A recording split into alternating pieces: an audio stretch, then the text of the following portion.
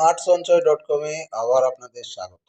সহজ বাংলায় সঞ্চয় এবং বিনিয়োগের পাঠশালা হলো স্মার্ট সঞ্চয়। বাঙালিদেরকে সঞ্চয়ে আগ্রহী করা, ফিনান্সিয়াল প্ল্যানিং করানো, ফাইন্যান্সিয়াল নলেজ দেওয়াই এই চ্যানেলের কাজ। আজকের ভিডিওতে আলোচনা করব 50-30-20 রুল। হ্যাঁ, সম্পূর্ণ বাজেটিং গাইড দেবো 2024-এ টাকা বাঁচানোর সহজ কৌশল। 50-30-20 রুল যদি আপনি ফলো করেন, আপনি অবশ্যই ফাইন্যান্সিয়াল ফ্রিডম অ্যাচিভ করতে পারবেন, সেটাও আপনার 45 থেকে 50 বছর বয়সের মধ্যে।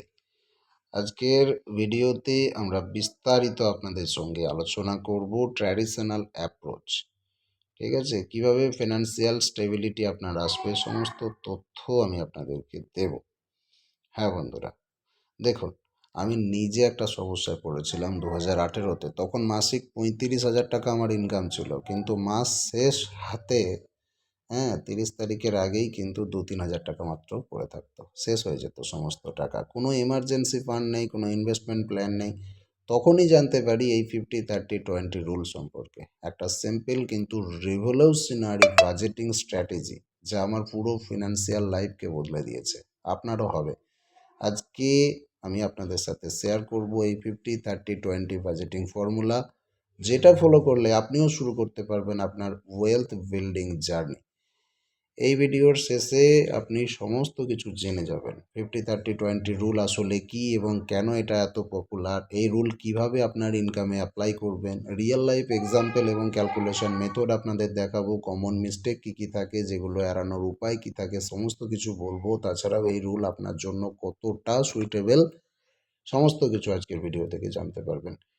যদি এক কথায় বলি, 50-30-20 রুলটা কি? 50-30-20 রুল হলো একটা সিম্পল মানি ম্যানেজমেন্ট ফর্মুলা, যেখানে আপনার মান্থলি আফটার ট্যাক্স ইনকামকে 3 ভাগে ভাগ করা হয়। 50% সেটা হবে নিডস বা প্রয়োজনীয় খরচ, 30% সেটা হবে আপনার ওয়ান্টস বা ইচ্ছা বা বিলাসিতা, আর এবং 20% যেটা হচ্ছে আপনার সেভিংস বা ইনভেস্টমেন্ট।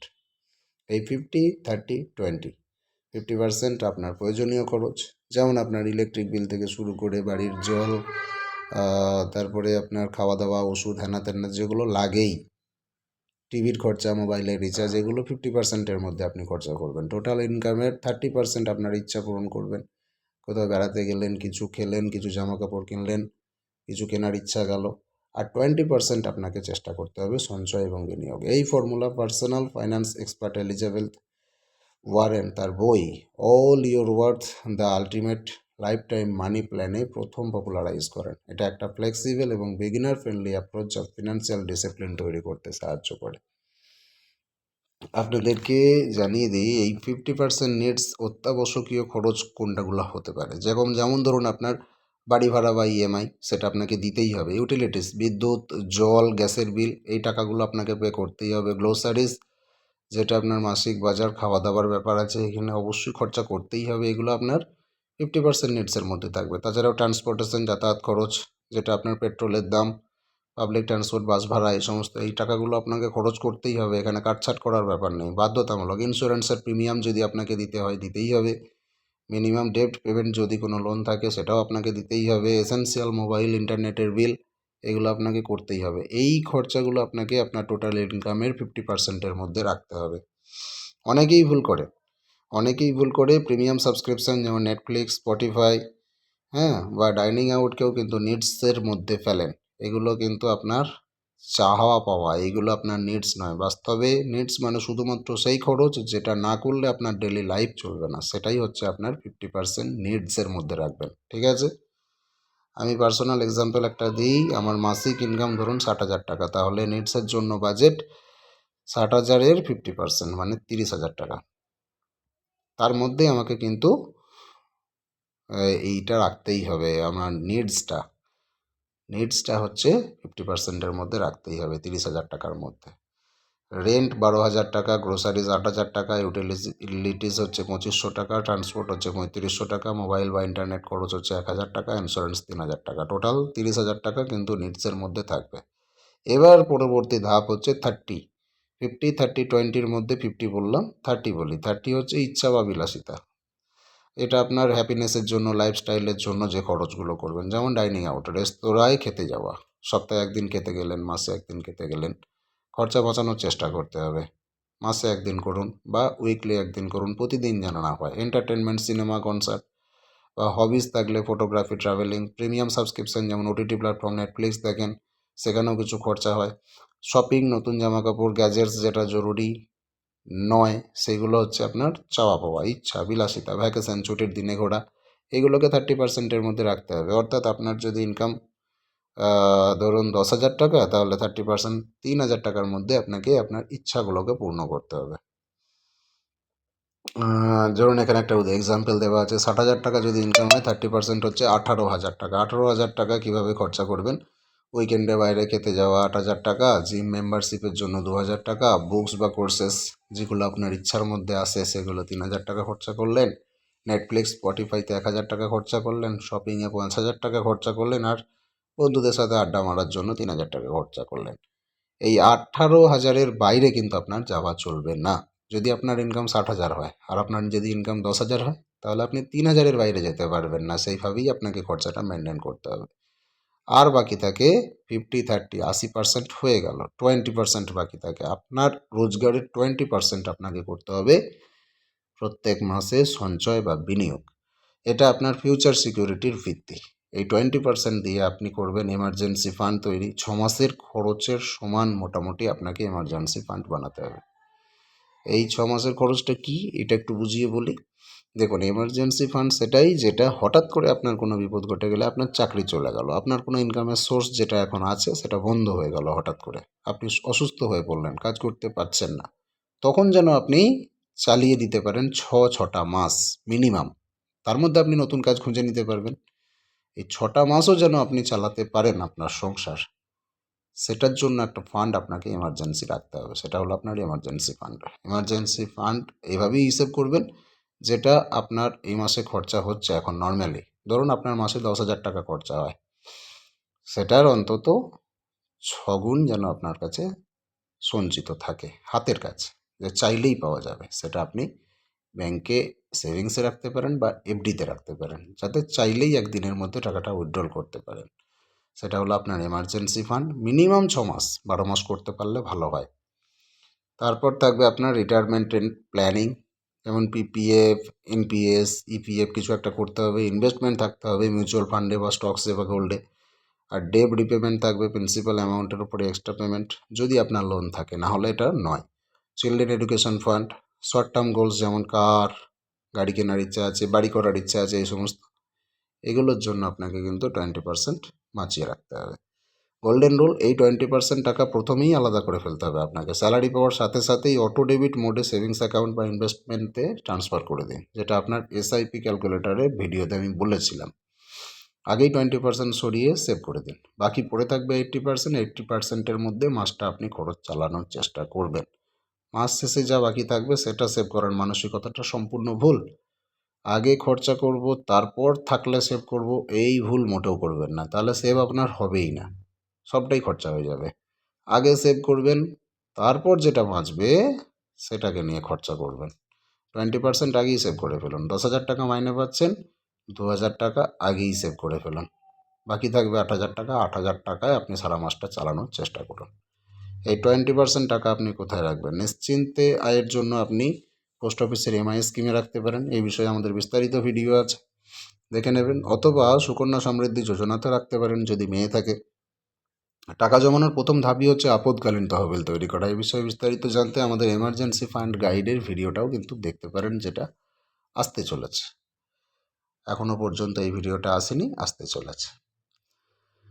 আচ্ছা, 20% যাদের 60,000 টাকা রোজগার, তাদের 12,000 টাকা কিন্তু প্রতি মাসে সেভ করা দরকার। কিভাবে ডিস্ট্রিবিউশন করা উচিত? এমার্জেন্সি ফান্ডে 3,000 টাকা রাখা উচিত, মিউচুয়াল ফান্ড এসআইপিতে 5,000 টাকা পাঠিয়ে দেওয়া ভালো, পিপিএফে 2,000, স্টক মার্কেটে 2,000।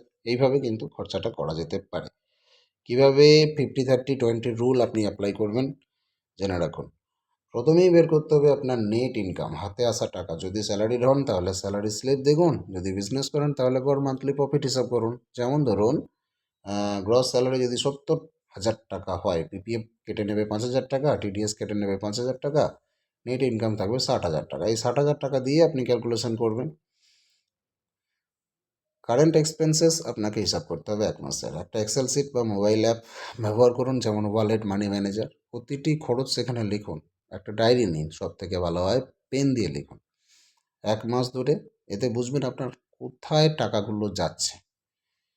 90% মানুষ জানে না তারা স্মল এক্সপেন্সেসে কত টাকা উড়িয়ে দেয়, চা, cigarette, auto rickshaw, extra impulsive shopping, এই সমস্ত করে। যদি আপনি একটা বাজেটিং করেন, ডায়েরিতে লেখেন, তাহলে আপনার সমস্তটাই হিসাব থাকবে, আর আপনি সেখান থেকে দেখতে পাবেন যে অপ্রয়োজনীয় খরচাগুলোকে আপনি কমাতেও পারবেন। আর আপনাকে ক্যাটাগরাইজ করতে হবে কোনটা আপনার নিডস আর কোনটা আপনার ওয়ান্টস। সব খরচকে নিডস এবং ওয়ান্টসে আপনাকে ভাগ করতে হবে। এই পর্যায়ে সৎ থাকুন নিজের সাথে। দেখুন, জিম মেম্বারশিপ ওয়ান্ট, যদিও স্বাস্থ্যের জন্য ভালো, তবু কিন্তু এটা অপশনাল। হোম ইন্টারনেট 100 Mbps-এর স্পিড, এটা নিড মনে করলেও আসলে 50 Mbps হলেই যথেষ্ট। বাকিটা কিন্তু আপনার ওয়ান্ট। ব্র্যান্ডেড ক্লোথস, এটা কিন্তু আপনার ওয়ান্ট, কারণ আপনি কমা জামা কাপড় পরলেও আপনার কেটে যাবে। তাছাড়াও আপনার পরবর্তী ধাপ যে হিসেবে যদি বলি, অ্যাডজাস্ট করতে হবে, অপটিমাইজ করতে হবে। নিডস 50%-এর বেশি চলে যায় যদি, তাহলে আপনাকে খরচা বাঁচাতে হবে। সস্তা রেন্টে ফ্ল্যাট খুঁজতে হবে, পাবলিক ট্রান্সপোর্ট ব্যবহার করতে হবে, হ্যাঁ, গ্রোসারিজে বাল্ক বাইং করতে হবে। একটা একটা করে কিনতে গেলে খরচা বেশি, ডিসকাউন্টে আপনি কিনলেন সেরকমভাবে কিনতে হবে। আননেসেসারি সাবস্ক্রিপশান ক্যান্সেল করে দিতে হবে। হ্যাঁ, ধরুন আপনি স্পটিফাই সাবস্ক্রিপশান নিয়ে রেখেছেন, স্পটিফাই বেশি ব্যবহার করেন না, বেকার মাসে আপনার 800 টাকা 1000 টাকা করে যাচ্ছে, দরকার নাই। নেটফ্লিক্স বন্ধ করে দিন, এই সমস্ত সাবস্ক্রিপশান বন্ধ করে দিন, তাহলে আপনার খরচা বাঁচবে। অতিরিক্ত সিগারেট খাচ্ছেন, বন্ধ করে দিন। অতিরিক্ত চা খাচ্ছেন, বন্ধ করে দিন বা কমিয়ে দিন, খরচা আপনার কিছুটা হলেও বাঁচবে। যদি ওয়ান্স 30%-এর বেশি হয়ে যায়, তাহলে আপনাকে ইম্পালসিভ বাইং বন্ধ করতে হবে। কোনো কিছু দেখলেই কিনতে যদি আপনার ইচ্ছা জাগে, তাহলে মনে মনে নিজেকে ভাববেন যে 24 ঘন্টা পরে আমি কিনব। 24 আওয়ার রুলস, কিছু কিনতে চাইলে 24 ঘন্টা ওয়েট করে যান, যে 24 ঘন্টা পরে আমি কালকে কিনব। যদি আপনার কালকেও সেই ইচ্ছাটা জাগে যে এটা কিনতেই হবে, তারপরে আপনি কিনুন। সঙ্গে সঙ্গেই কিন্তু আপনি টাকা খরচা করে কিনবেন না। অনেক সময় 80% ক্ষেত্রে দেখা যায় আজকে যেটা আপনার কিনতে ইচ্ছা হয়েছে, কালকে সেই ইচ্ছাটা থাকে না, তাহলে আপনার সেই টাকাটা বেঁচে যাবে। আর মিল প্রিপারেশন করে রেস্তোরাঁয় যেতে হবে আপনাকে, কম যেতে হবে রেস্তোরাঁয় গেলে প্রচুর খরচা হয়। তাছাড়াও অটোমেট করতে হবে আপনার সেভিংসকে। স্যালারি ক্রেডিটের পর দিনই অটো ট্রান্সফার সেট করুন, যেটা আগেই বলেছি। এসআইপি শুরু করে দিন। আজকে টাকা 1 তারিখে বেতন পাচ্ছেন, 3 তারিখে 4 তারিখের মধ্যে এসআইপি করে দিন। টাকা 3-4 তারিখের মধ্যে কেটে বেরিয়ে চলে যাক, সেখানে সেভিংস হয়ে যাক। বাকি যে টাকাটা পড়ে থাকবে সেটাতেই সারা মাস চালাবেন। রেকারিং ডিপোজিট করতে পারেন যদি আপনার মিউচুয়াল ফান্ডে যেতে না ইচ্ছা করে। রেকারিং ডিপোজিটেও ওই একইভাবে অটো ডেবিট করে টাকা পাঠিয়ে দিন। দেখুন, এবার একটা সিনারিও আমি আপনাদের জন্য বানিয়েছি। 25,000 টাকা প্রতি মাসের হিসাবে। 25,000 টাকা প্রতি মাসের যদি সিনারিও হয় এরকম, দেখুন নিডস হচ্ছে 50%, তা সেটা কত দাঁড়ায়? 12,500 টাকা নিডস। সেটা কি হতে পারে? ঘর ভাড়া হতে পারে, গ্রোসারিজ হতে পারে, ট্রান্সপোর্ট হতে পারে, আর মোবাইল খরচা হতে পারে। এইগুলো হচ্ছে আপনার নিডস। আর ওয়ান্টসের মধ্যে 30%, 7,500 টাকা কীভাবে হবে? ডাইনিং বা মুভিজ, হবিজ আর মিসলেনিয়াস মিলিয়ে কিন্তু এই টাকাটা যেতে পারে। আর সেভিংস 20%, 5,000 টাকা। এমার্জেন্সি ফান্ডে 2500 টাকা পাঠিয়ে দিন, মিউচুয়াল ফান্ডে 2500 টাকা পাঠিয়ে দিন। এইভাবে কিন্তু আপনাকে খরচাটা মেনটেন করতে হবে। তাছাড়াও মিড কেরিয়ারের সিনারিও একটা আমি দেখাচ্ছি, সেটাও 25,000 টাকা, 75,000 টাকা প্রতি মাসে। দেখুন এখানে 50% নিডসে কী আসবে? 37,500 টাকা আপনাকে কীভাবে চালাতে হবে? সেক্ষেত্রে আপনার বাড়ি ভাড়াটাও বেশি হবে। টাকা রোজগার বেশি করলে সে ভালো বাড়িতেই থাকতে পছন্দ করবে। 18,000 টাকা চলে যাবে, সে খাবেও ভালো। 10,000 টাকা গ্রোসারিতে চলে যাবে, তার ইএমআই দেখা যাচ্ছে, গাড়ি ফাড়ি কিনেছে, 5,000 টাকা চলে যাবে, আদার্স 4500 টাকা। 30% ওয়ান্টসের মধ্যে যেটা, 30% তার টোটাল টাকার 30% হচ্ছে 22,500। সেটা ভ্যাকেশন ফান্ডে খরচা হবে 8,000, শপিংয়ে মোটামুটি খরচা হবে 7,000, এন্টারটেনমেন্টে মোটামুটি খরচা হবে 7,500। সেভিংসে কিন্তু তাকে 15,000 টাকা পাঠাতেই হবে, তার 20%। তার মধ্যে এসআইপি করবে সে 8,000, পিপিএফ করবে মোটামুটি 3,000, স্টকসে কিন্তু 4,000। দেখুন, যার রোজগার বেশি তার খরচাও বেশি। এটা 75,000 টাকা রোজগার বলে এই হিসাবটা এসেছে। সবার জন্য তো এটা না, যে যেমন রোজগার করবে আয় অনুযায়ী ব্যয় করা উচিত। আপনিও যদি বড়লোকের মতো ব্যয় করতে যান তাহলে আপনার টাকায় কুলোবে না, তখন আপনি বিপদে পড়বেন। অনেক মানুষ যে কমন মিস্টেকগুলো করে সেগুলোকে কিন্তু ঠিক করতে হবে। দেখুন, আমি নিডস কমাতে পারছি না তাই 20% সেভ হচ্ছে না, এটা একটা সব থেকে বড় ভুল। এটা একটা মাইন্ডসেটের ইস্যু। সত্যি কথা হলো বেশিরভাগ মানুষ লাইফস্টাইল ইনফ্লেশনে ভুগছে। আপনার ইনকাম বাড়লে রেন্ট, গ্যাজেট সব বাড়িয়ে দিচ্ছেন। পরিবর্তে ইনকাম বাড়ালে নিডস পার্সেন্টেজটাকে কমাতে হবে, 50% থেকে 45% করতে হবে। এক্সট্রা টাকা সেভিংসে পাঠাতে হবে আপনাকে। আজকে 3,000 টাকার এসআইপি করছেন, চেষ্টা করতে হবে পরের মাসে 3,100 টাকার এসআইপি করব। কিন্তু আপনি করছেন কি, আপনার ইনকাম আজকে বাড়িয়ে দিল, খরচাটাও বাড়িয়ে দিলেন। আমার বেতন বেড়ে গেছে, আমি এবার আরও বেশি করে সিগারেট খাবো, আরও বেশি করে রিচার্জ করব, আরও দামি দামি মোবাইল কিনবো। না, আপনাকে বিপরীতটাই করতে হবে। আমি এমার্জেন্সি ফান্ডের পরিবর্তে ফিক্সড ডিপোজিট করছি, তাই সেম তো, এটাও কিন্তু একটা ভুল। না, এমার্জেন্সি ফান্ড লিকুইড হতে হবে, যে কোনো সময় যেন টাকাটা তুলতে পারেন। এফডি ব্রেক করলে পেনাল্টি লাগে, তাই সেভিংস অ্যাকাউন্ট বা লিকুইড মিউচুয়াল ফান্ডে আপনাকে টাকাটা রাখতে হবে, তাহলে সেটা আপনার এমার্জেন্সি ফান্ড হলো। আমি আগেই বলেছি এমার্জেন্সি ফান্ড যেন আপনি দিনের দিন টাকাটা হাতে পেতে পারেন, সেটা সেভিংসে রাখাই ভালো। 3 নম্বর মিস্টেক, ক্রেডিট কার্ডের বিল পরের মাসে দিচ্ছি তাই এখন ওয়ান্সে বেশি খরচ করতে পারছি। এটাও কিন্তু বড় ভুল, এই ডেট ট্র্যাপ। হ্যাঁ, ক্রেডিট কার্ডের বিল আসলে ফিউচার ইনকাম থেকে খরচা করা। এতে আপনার পরের মাসের বাজেট নষ্ট হয়ে যাবে। শুধুমাত্র সেই টাকা খরচ করুন যা এখন আপনার অ্যাকাউন্টে আছে। 50-30-20 রুলটা কি সবার জন্য? যাদের জন্য পারফেক্ট আমি বলে দিই, বিগিনার্স যারা এইমাত্র বাজেটিং শুরু করেছেন তাদের জন্য এটা পারফেক্ট। মিডল ইনকাম গ্রুপ যারা 30 থেকে 1 লাখের মধ্যে ইনকাম করেন তাদের জন্য এটা পারফেক্ট। আর যাদের ফিক্সড ইনকাম আছে তাদের জন্য এটা পারফেক্ট। যাদের জন্য মডিফাই করতে হবে সেটা বলে দিই, যাদের হাই ডেপ্ট আছে তাদের 50-20-30 রুলস করা উচিত। যাদের প্রচুর লোন আছে তাদের 50-20-30 করা উচিত। তাদের 30% সেভ করা উচিত, 20% ওয়ান্সে খরচ করা উচিত। আমার মতে ওয়ান্সের খরচটা যতটা সম্ভব কমিয়ে দিন, 10% করে দিন, দিয়ে সঞ্চয়টা বেশি করুন। ভবিষ্যৎটা আপনার সুরক্ষিত হবে। ভেরি লো ইনকাম যাদের, যেমন 60-30-10 বা 70-20-10 করে দেওয়া ভালো, আরও ভালো হবে। বিজনেস ওনার্স ইরেগুলার ইনকাম থাকায় অ্যাভারেজ লাস্ট 6 মান্থস নিয়ে ক্যালকুলেশন করা দরকার আছে। আরও ভালোভাবে ইমপ্লিমেন্টেশন এক্সপার্টের টিপ এটাই, জিরো বেসড বাজেটিংয়ের সাথে কম্বাইন করুন। প্রতিটা টাকার একটা স্পেসিফিক জব দিন। মাস শুরুতে পুরো 60,000 টাকাকে ভাগ করে ফেলুন, কোনো টাকা আনঅ্যাসাইন্ড থাকবে না। আপনি একটা হিসেব করে নিন, আমি এত টাকা মাইনে পাই, এই এই এই এই এই খাতে আমার পুরো টাকাটা ভাগ হয়ে যাবে, এইভাবে খরচা হবে এবং এর বাইরে আমি কোনো খরচা করব না, এরকম একটা মনোভাব নিতে হবে। সিঙ্কিং ফান্ডস তৈরি করতে হবে বছরে বা একবার। হ্যাঁ, যেগুলো বছরে একবার আসে এমন খরচা, যেমন ইন্স্যুরেন্স রিনিউয়াল, ফেস্টিভ্যাল শপিং, এর জন্য মান্থলি ছোট ছোট করে অ্যামাউন্ট আলাদা করে রাখতে হবে। হঠাৎ করে বড় খরচের শখ যাতে না লাগে। যেমন দুর্গাপূজায় আপনার একটা খরচা থাকে, আপনার এলআইসি প্রিমিয়ামের একটা খরচা থাকে, সেগুলোকে আগের থেকেই আপনি জমিয়ে রাখার চেষ্টা করবেন। রিভিউ করতে হবেন প্রতি 3 মাস অন্তর, আপনার যে ডায়েরিটা করছেন সেখানে রিভিউ করতে হবে। আপনার ইনকাম লাইফস্টাইল পরিবর্তন হয়, তাই কোয়ার্টারলি রিভিউ করুন এবং অ্যাডজাস্ট করুন যে হ্যাঁ আমি কোথায় কোথায় বেশি খরচা করছি। দেখুন, 50-30-20 রুল কোনো ম্যাজিক ফর্মুলা নয়, কিন্তু এটা একটা ডিসিপ্লিন ফ্রেমওয়ার্ক যা আপনার মানি ম্যানেজমেন্টকে স্ট্রাকচার দেয়। আমি নিজে এই রুল ফলো করে 5 বছরে একটা decent emergency fund, retirement corpus এবং জিরো ক্রেডিট ডেপ্ট তৈরি করতে পেরেছি। আপনাকে মনে রাখতে হবে, পারফেক্ট হওয়ার চেষ্টা না করে কনসিস্টেন্ট থাকুন, সেভিংসকে প্রায়োরিটি বানান, অপশনাল নয়, আর নিজের সাথে অনেস্ট থাকুন নিড ভার্সেস ওয়ান্ট এই বিষয়টি নিয়ে।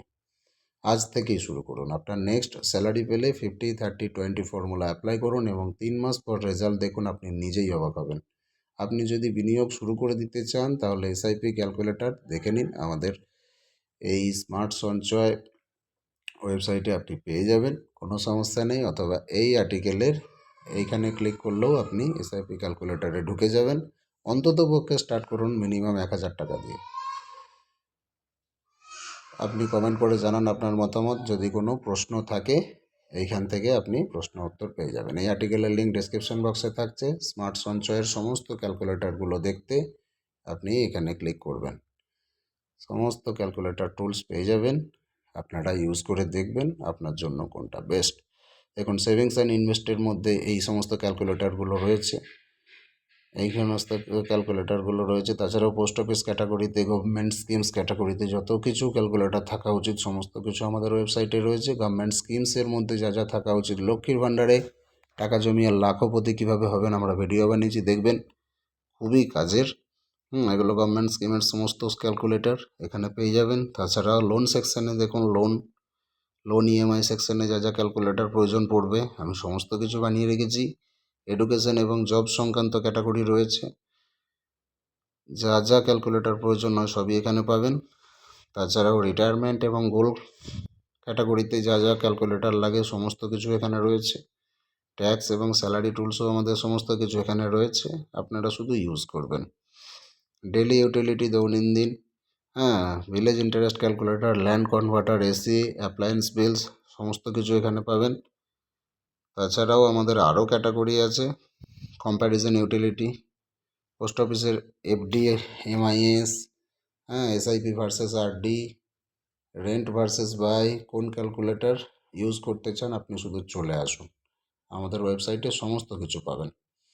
আমি পরবর্তী ক্ষেত্রে আপনাদের রুল অফ 72 নিয়ে ভিডিও বানাবো, এটা দারুণ একটা জিনিস। পার্সেন্টেজ ক্যালকুলেটর নিয়েও আমি পার্সোনাল আপনাদের জন্য ডেডিকেটেড ভিডিও বানাবো। আপনারা চ্যানেলটিকে সাবস্ক্রাইব করে সঙ্গে থাকুন, অনেক কিছু জানতে পারবেন, শিখতে পারবেন, গ্যারান্টি।